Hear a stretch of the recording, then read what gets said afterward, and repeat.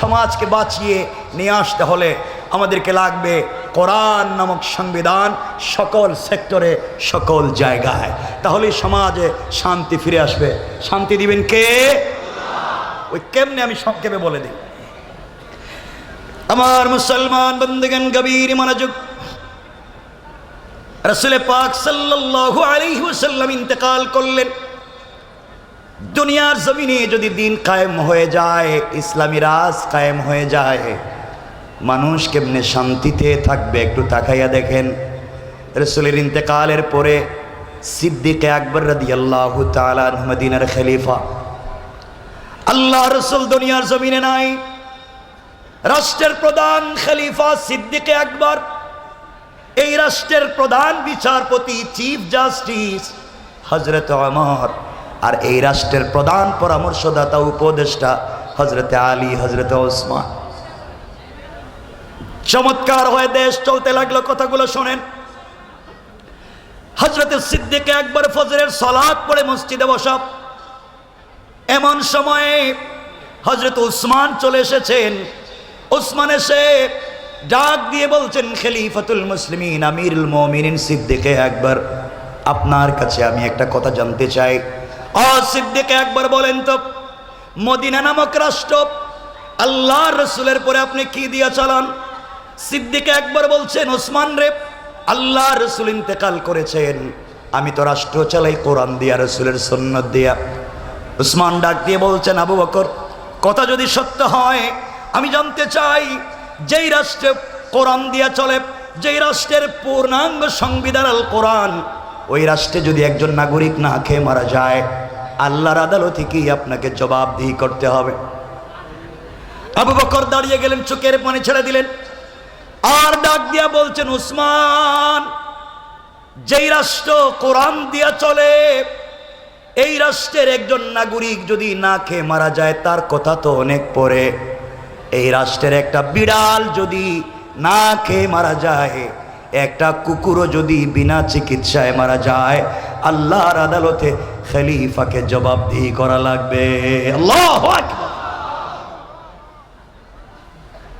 ওসমান ডাক দিয়ে বলছেন, কথা যদি সত্য হয়, তারিখে ইবনে জারির তাবারিতে লিখে ওসমান বললেন, সিদ্দিক আকবর, কথা যদি সত্য হয়, আমি আপনার কাছে জানতে চাই, এই মাত্র আসলাম, আপনার রাষ্ট্রের একজন নারী 3 দিন হয়ে গিয়েছে, আজকে 4র্থ দিন, সকাল শুরু হয়ে গেল, ওই মহিলার ঘরে কোনো খাবার নাই।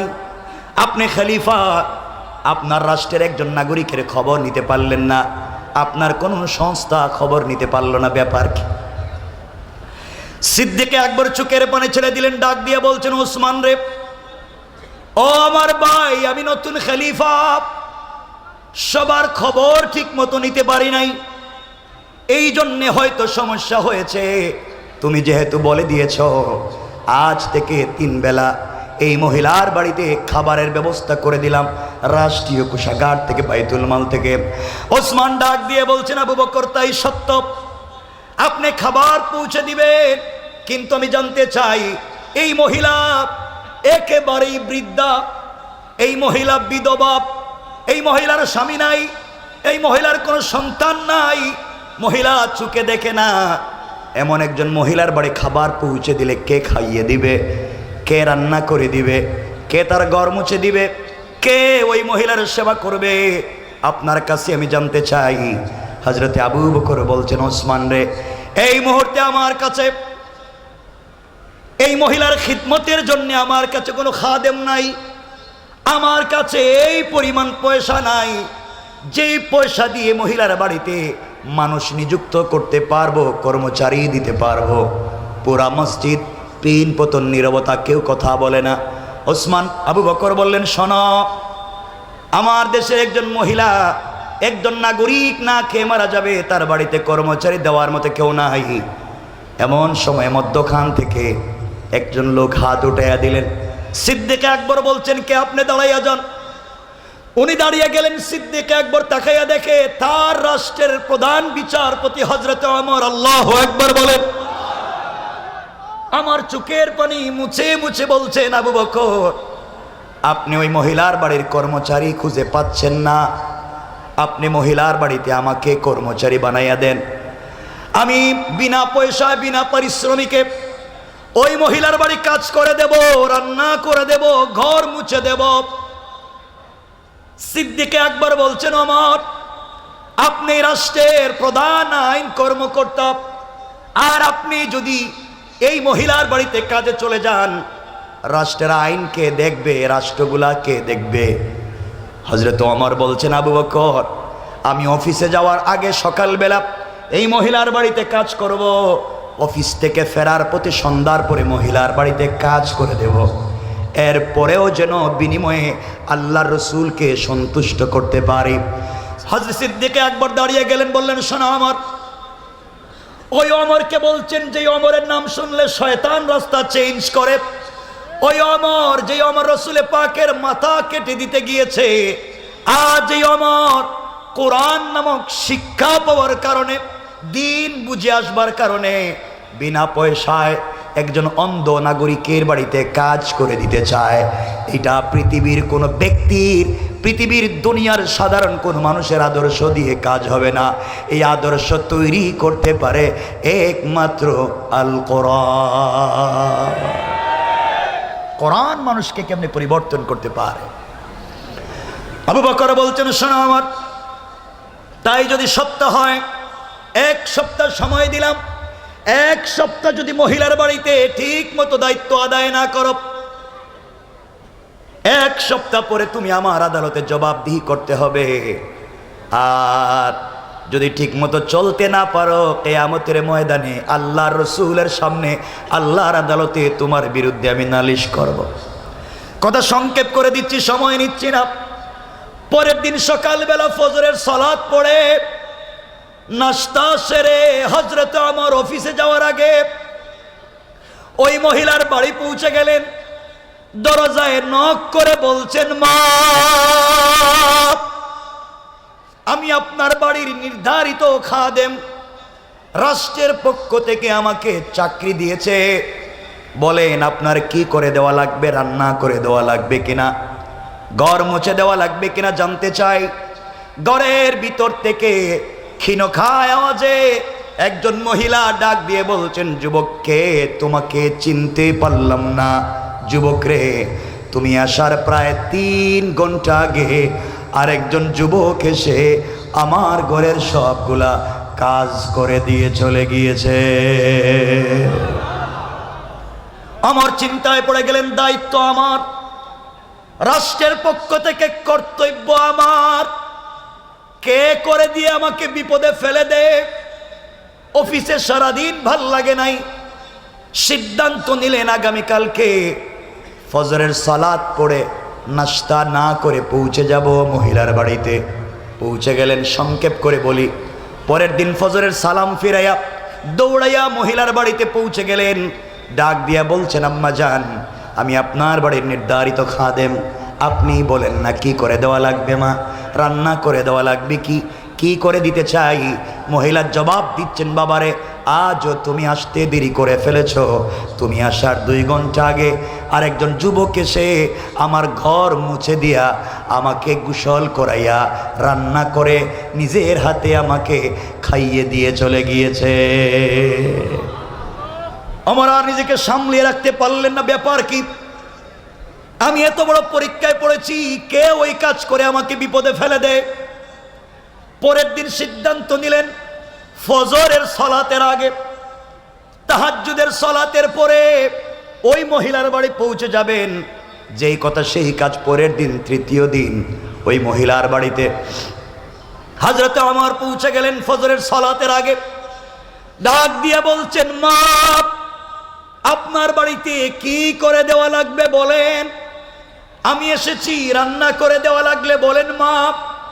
ঘরের ভিতর থেকে মহিলা জবাব দিচ্ছেন, যুবক রে আজও আসতে দেরি করে ফেলেছ, তুমি আসার প্রায় 1 ঘন্টা আগে আরেকজন যুবক এসে নিজের হাতে আমাকে খাইয়ে দিয়া আমার হাত উপর দিকে উঠাইয়া চোখে দেখি না বিড়বিড় করে কি যেন দোয়া করলো। আমার হাত তার মাথায় বুলাইয়া ডাক দিয়া বলেছে, মা আমার জন্য দোয়া করবেন। কিয়ামতের দিনে আল্লাহর আদালতে আমাকে আসামি বানাইয়েন না। এইভাবে কান্নাকাটি করে কি যেন একটা যুবক চলে গেল, আমি বুঝতে পারলাম না। অমরের মাথা গরম, ঠান্ডা আর হয় না। অফিসে গেলেন, কাজ করতে ভাল লাগে না। পরের দিন সিদ্ধান্ত নিলেন আজকে তাহাজ্জুদের সলাতের আগে যাবো। তাহাজ্জুদের সলাতের আগে নাঙ্গা তরবারি হাতে নিয়েছে, কুশমুক্ত তরবারি, যুদ্ধের পোশাক পরেছেন, আর সিদ্ধান্ত নিয়েছেন আজ আর কোনো কথা শুনতে পারি না, যারেই পাবো তার শরীর থেকে মাথা আলাদা করে দিব। আমাকে বিপদে ফেলে দিয়েছে, এত বড় বিপদগ্রস্ত কি আমাকে করা যায়? কেমনেই কাজ করলো কে? সংক্ষেপ কথা, হযরত ওমর তাহাজ্জুদের সলাতের আগে পৌঁছে গেলেন। ওই মহিলার বাড়ির দরজার সামনে গিয়ে দেখে মহিলার ঘরের ভিতরে মিটমিট করে আলো জ্বলে, আর গুনগুন করে একটা জোয়ানের কথা শোনা যায়। হযরত ওমর বললেন, এবার তুমি আমার হাতে ধরা পড়ে গিয়েছো, আর বাঁচবা না। এই বলে তরবারি হাতে নিয়ে অন্ধকারে দাঁড়িয়ে আছে, দেখলেই মেরে ফেলবে। কিছুক্ষণ পরে ওই ঘরের ভিতর থেকে জোয়ানেরা শোনা, কোরআন যদি জমিনে জিন্দা হয়ে যায়, কোরআনের বিধান যদি প্রত্যেকটা সেক্টরে কায়েম হয়ে যায়, দুর্নীতির বিরুদ্ধে আন্দোলন করা লাগবে না, এমনি মানুষগুলার পরিবর্তন হয়ে যাবে তাদের চরিত্রের, কারণ কোরআন বলেছে চরিত্রের পরিবর্তন করে দেবে। আমার বন্ধুগণ, আমার দাঁড়িয়ে আছেন। এমন সময় দেখে একজন যুবক ঘর থেকে বের হইয়া মিটমিট পা দিয়া চলে যায়। ওমর চিৎকার করে বলছে, যুবক দাঁড়িয়ে যাও। আমি ওমর বলছি দাঁড়িয়ে যাও। এক পাও সামনে নিবা না, এক পা যদি সামনের দিকে আগাও, আমি ওমর তোমার শরীর থেকে মাথাটাকে আলাদা করে দেব। হযরতে ওমর এই কথা বলবার পরে আগন্তুক উপর দিকে দুটা হাত উঠাইয়া মাথাটা নিচের দিকে করে সারেন্ডার হয়ে গিয়েছে, কোনো কথা বাড়ায় না। হযরতে ওমর আস্তে আস্তে করে আগন্তুকের কাছে পৌঁছে গিয়েছেন। আগন্তুকের কাছে গিয়া আগন্তুকের চেহারার দিকে তাকাইয়া ওমর নিজেকে আর সামলিয়ে রাখতে পারলেন না, আর সহ্য করতে পারলেন না। হাতের তরবারি ফেলে দিলেন, আর এই যুবকটাকে জড়িয়ে ধরে আসমানের দিকে তাকাইয়া ডাক দিয়া বলেছে, আল্লাহ,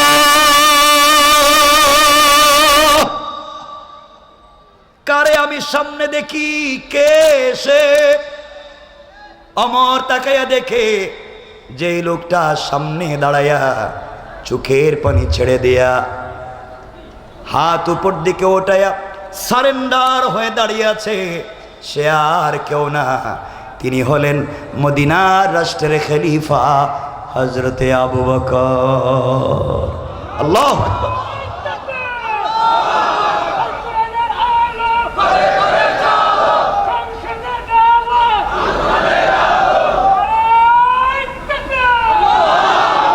হযরত ওমর চোখের পানি ছেড়ে দিলেন, কাঁদতে লাগলেন।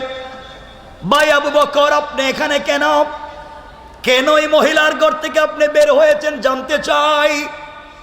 আবু বকর চোখের পানি ছেড়ে ডাক দিয়ে বলেছেন, ওমর রে, আমি তোমার আগে খলিফা হয়েছি, তোমার আগে এই রাষ্ট্রের দায়িত্ব আমি পেয়েছি। এর অর্থ হলো কিয়ামতের দিনে আল্লাহর আদালতে তোমার আগে আমাকে জবাবদিহি করা লাগবে, তোমার আগে আল্লাহর আদালতে আমাকে কথা বলতে হবে।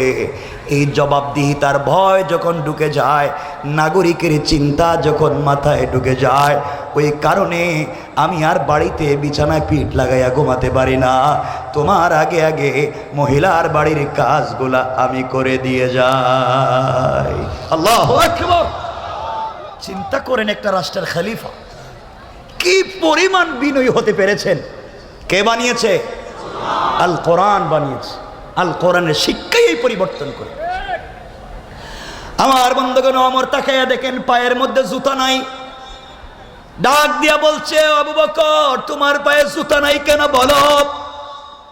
আবু বকর ডাক দিয়া বলছেন, ভাই ওমর রে, আমি রাষ্ট্রের খলিফা, এতে কোনো সন্দেহ নাই, কিন্তু চামড়ার জুতা পরবার মতো পয়সা আমার নাই। আমি একটা কাঠের খড়মের জুতা পরি, গভীর রজনীতি জুতা পরে মদিনার রাস্তায় যদি পাথরের শক্ত রাস্তা দিয়া হাঁটি, খটখট আওয়াজ হবে, মানুষের ঘুম ভেঙে যাবে, সাধারণ মানুষের ইবাদত নষ্ট হবে। এই জন্যে আমি খলিফা পায়ে জুতা দেই না।